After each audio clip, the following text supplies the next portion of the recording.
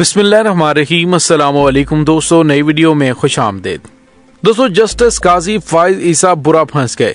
Parliament में तकरीब के दौरान बड़ी गलती कर दी। आईने पाकिस्तान की गोल्डन जुबली पर आयन की धज्जियां उड़ा दी गईं। वीडियो की तफसील में जाने से पहले आप देख रहे हैं हकीकत की दुनिया डॉक्टर अली के साथ। हमारा चैनल सब्सक्राइब करके घंटी के निशान को दबाना मत भूलिएगा। इस वीडियो को ज़्यादा से ज़्यादा फेसबुक, व्हाट्सएप और सोशल मीडिया पर शेयर ज़रूर करें। शेयर और लाइक करने के साथ साथ कमेंट बॉक्स में पाक फौज जिंदाबाद, पाकिस्तान पाइंदाबाद और पाकिस्तान के गुमनाम हीरोज़ को सलाम का नारा कमेंट ज़रूर कीजिएगा। दोस्तों, पाकिस्तान में एक बार फिर घुमसान का रन पड़ा हुआ है। तहरीक इंसाफ और इत्तेहादी हुकूमत के दरमियान तो जंग जारी थी ही, लेकिन सुप्रीम कोर्ट को भी अब इसमें धकेल दिया गया है या खींचा जा रहा है। पंजाब और केपीके में इंतखाबात की तारीख के हवाले से जो सोमोटो नोटिस लिया गया, उसके लिए 9 रुकनी बेंच कायम हुआ था, जो होते होते 3 अरकान तक महदूद हो गया। 2 जज साहब तो इब्तिदा में अलग हो गए, जो 7 बाकी रह गए थे वो 3 कैसे हुए, ये कहानी सिमटने में नहीं आ रही। और जस्टिस मंसूर अली शाह, जस्टिस मंदोखेल का इसरार है कि बेंच 7 अरकान पर मुश्तमिल था।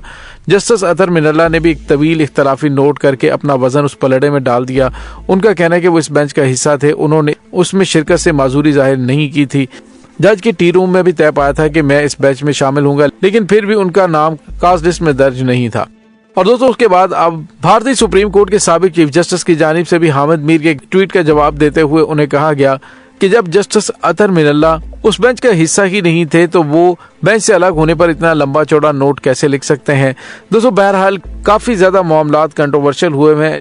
इन तमाम सूरत हाल के अंदर आईने पाकिस्तान की गोल्डन जुबली मनाई जा रही है, लेकिन उसमें जो तस्वीर सामने आई है उसने सबको हिलाकर रख दिया और यूं कहिए कि बिल्ली थैले से बाहर आ गई है, जिसमें जस्टिस काजी फाइज ईसा, जो कि आने वाले पाकिस्तान के सुप्रीम कोर्ट के चीफ जस्टिस हैं, वो जरदारी साहब के बिल्कुल बाएं हाथ बैठे हुए हैं। और जस्टिस काजी फाइज ईसा की जानिब से जब तकरीर की गई तो उसमें हुदैबिया केस में टेक्निकल बुनियादों पर बरी किए गए मुल्जिम शहबाज शरीफ की तारीफें की गई।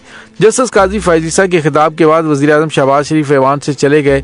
और दोस्तों, यहाँ पे आपको ये बताते चले कि इंसानी हुकूक की बदतरीन पामालियाँ करने वालों के दरमियान खड़े होकर तकरीर करने वाले जस्टिस काजी फाइज ईसा इंसानी हुकूक की बात तो कर रहे हैं, लेकिन काश ये सच कह देते कि पाकिस्तान में इस वक्त इंसानी हुकूक मुअत्तल हैं और ये सब इस हुकूमत ने किया है, जिसके प्राइम मिनिस्टर की काजी साहब तारीफें फरमा रहे थे। और दोस्तों, 90 दिन में इलेक्शन रुकवाने वाले आइन की किताब लहराकर आइन से वफादारी का दावा कैसे कर सकते हैं। दूसरी जानिब गरीदा फारूकी की जानिब से एक ट्वीट किया गया जिसमें उन्होंने कहा कि अच्छी बात है कि जस्टिस काजी फाइज ईसा को आईने पाकिस्तान की गोल्डन जुबली तकरीर में कौमी असम्बली ईवान में मदऊ किया गया, लेकिन ये दावत महज एक जज के लिए क्यों है? क्या सुप्रीम कोर्ट सिर्फ एक जज पर मुश्तमिल है? सुप्रीम कोर्ट के बाकी जज साहबान इस तकरीब में मदऊ या मौजूद क्यों नहीं?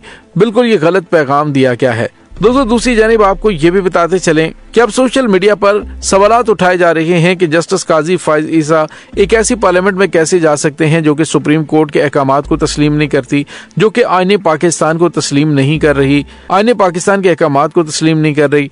दूसरी जानिब मारूफ साफी की जानिब से एक ट्वीट किया गया जिसमें उन्होंने कहा कि जस्टिस काजी फाइज ईसा साहब को आज से टॉक शोज में भी आना चाहिए। अगर सुप्रीम कोर्ट और चीफ जस्टिस पाकिस्तान को गालियां देने की जगह पर जा सकते हैं तो टॉक शोज में जाने में क्या कबाहत है। दोस्तों, दूसरी जानिब मारूफ साफी अमीर अब्बास की जानिब से ट्वीट किया गया कि सुप्रीम कोर्ट के सीनियर जज और आने वाले चीफ जस्टिस काजी फाइज ईसा को पार्लियामेंट में अपने साथ बिठाकर आसिफ जरदारी अपने मनी लॉन्ड्रिंग और जाली बैंक अकाउंट्स केस पर दलाल दे रहे हैं। अदलिया जजों और अदालत में जेर समात मुकदमात पर तनकीद हो रही है। क्या किसी जज को ऐसे सियासी फोरम्स पर बैठना चाहिए? दूसरी जानिब आपको ये भी बताते चलें, दोस्तों, एतजाज हसन की जानिब से ट्वीट किया गया जिसमें उन्होंने कहा कि जज साहब वज़ीर आज़म शहबाज शरीफ की तारीफ कर रहे हैं। जिंदगी में पहली बार किसी जज और चोर में इतना प्यार देखा गया है।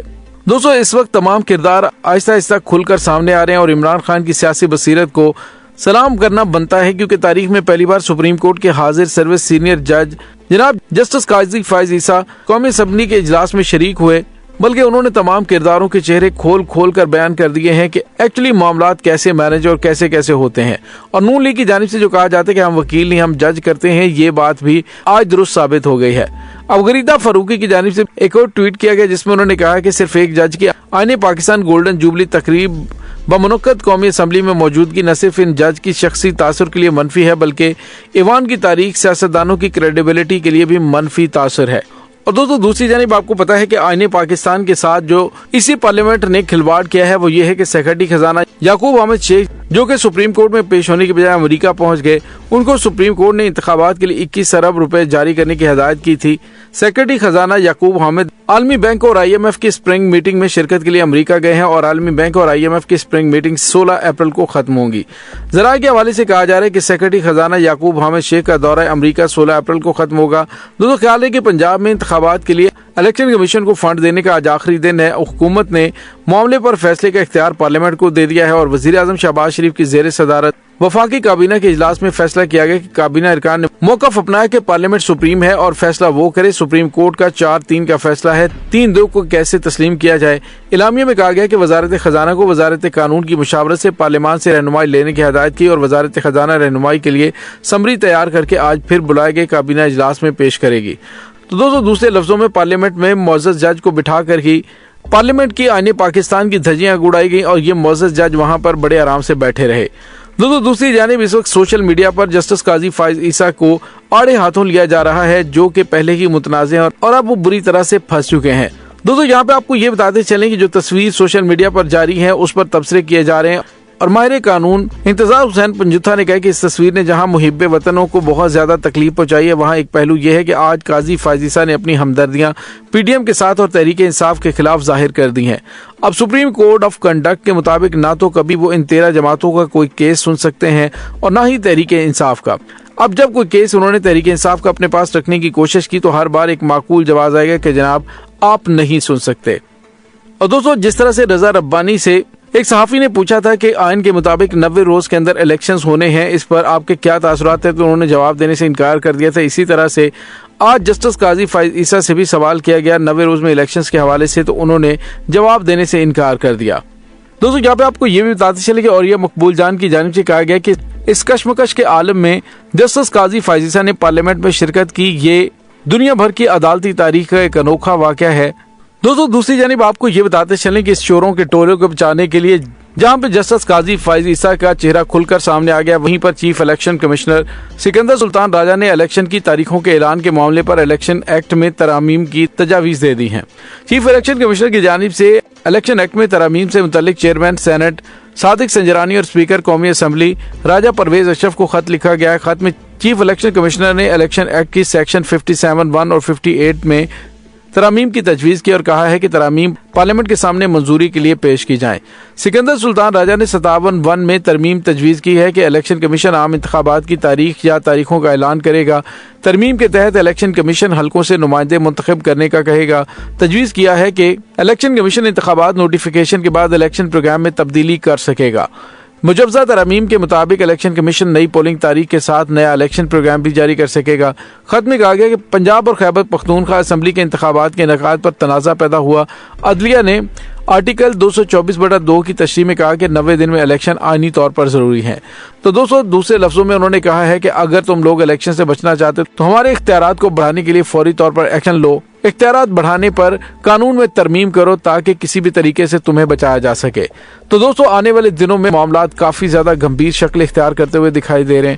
پاکستان کے اندر ایک تماشا لگا ہوا ہے جس کو عالمی سطح پر بھی مذاق کا نشانہ بنایا جا رہا ہے، کیونکہ اس سیاستدانوں کے اس کھلواڑ کی وجہ سے پاکستان کہاں سے کہاں پہنچ گیا ہے۔ معیشت زمین بوس ہو چکی ہے، عوام کی قوت خرید کا جنازہ نکل چکا ہے اور دہشت گردی بلا شبہ ایک بہت بڑا مسئلہ ہے۔ تاہم یہ اس کی وجہ سے ملک میں بے یقینی کی فضا ہے اور سارے امور اڈھاکزم کی بنیاد پہ چل رہے ہیں۔ دہشت گردی سے جان چھڑانے کے لیے بھی داخلی استحکام کی ضرورت ہے جو موجودہ حالات میں دور دور تک دکھائی نہیں دے رہے۔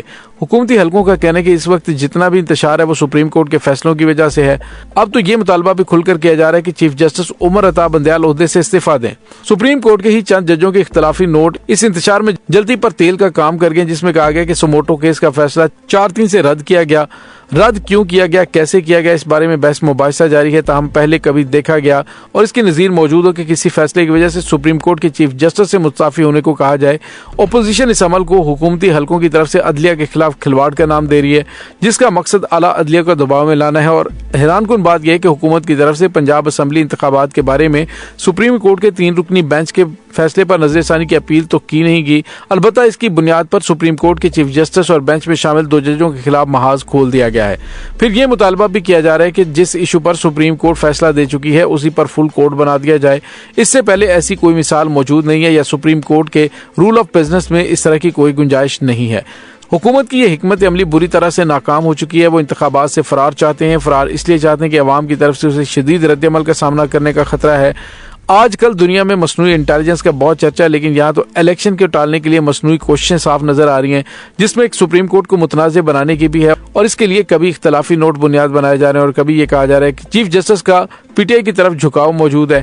اس نقطے پر کوئی بات نہیں کی جا رہی کہ آئین میں اسمبلی تحلیل کے 90 دنوں میں انتخابات کرانے کا جو حکم موجود ہے اسے کیسے ختم کیا جا سکتا ہے۔ اور دوستو، آج جسٹس قاضی فائز عیسیٰ سے جب یہ سوال کیا گیا تو انہوں نے جواب دینے سے انکار کر دیا، تو آپ اندازہ لگا سکتے ہیں کہ پاکستان کے اندر یہ ججز کس طرح کا پاکستان کے ساتھ کھلواڑ کر رہے ہیں۔ دوستو، جسٹس قاضی فائز عیسیٰ کا پارلیمنٹ کے اجلاس میں آنا، وہاں پہ بیٹھنا، وہاں پہ تقریر کرنا کیا جائز تھا یا نہیں، اس بارے میں آپ کا کیا کہنا ہے؟ کمنٹ سیکشن میں اپنے خیالات کا اظہار ضرور کیجیے گا۔ انشاءاللہ بہت جلد ملتے ہیں ایک نئی ویڈیو میں، تب تک کے لیے اپنا بہت سارا خیال رکھیے گا۔ پاک فوج زندہ باد، پاکستان پائندہ باد، پاکستان کے گمنام ہیروز کو سلام، اللہ وارث۔